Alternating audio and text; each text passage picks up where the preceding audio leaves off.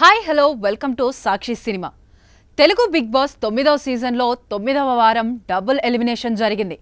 ఇంటి మీద బెంగతో రాము స్వయంగా ఇంటి నుంచి బయటకు వచ్చేస్తే సాయి శ్రీనివాస్ ప్రేక్షకుల ఓట్ల ప్రకారం ఎలిమినేట్ అయ్యాడు.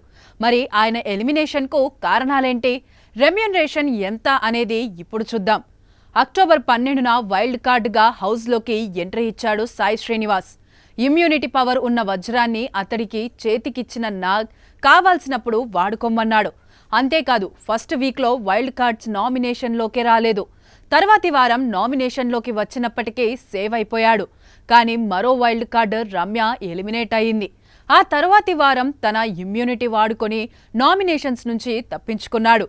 గత వారం మాత్రం ఈ గండాన్ని తప్పించుకోలేకపోయాడు. తనూజను స్ట్రాంగ్ పాయింట్లు చెప్పి నామినేట్ చేసిన సాయి ధైర్యాన్ని కొందరు మెచ్చుకున్నారు. కానీ తనుజ ఫ్యాన్స్కు మాత్రం గిట్టలేదు. తనుజతో పెట్టుకుంటే ఏమవుతుందో చూపించాలనుకున్నారు. పోనీ టాస్కుల్లో అరాచకంగా ఏమైనా ఆడాడా అంటే అదీ లేదు. ఆడేంత సత్తా ఉన్నప్పటికీ అవకాశాన్ని చేజిక్కించుకునే తెలివి లేకుండా పోయింది. టీంలో ఉన్నాడే కానీ ముందు వరుసలో ఆడలేకపోయాడు. దివ్య తెలివిగా అతన్ని వెనకపడేయడం, రీతు మరింత తెలివిగా అతన్ని ఆటలో తప్పించడంతో గేమ్స్ ఆడే ఛాన్సులు రాలేవు. హౌస్లో అడుగుపెట్టిన కొత్తలో అక్కడి మాటలు ఇక్కడ, ఇక్కడి మాటలు అక్కడ చెప్పడంతో మ్యానిపులేటర్ అన్న ముద్ర కూడా పడింది. కెప్టెన్సీ గేమ్లోనూ తన అభిప్రాయాన్ని కుండబద్దలు కొట్టినట్లు చెప్పడంలో తడబడ్డాడు.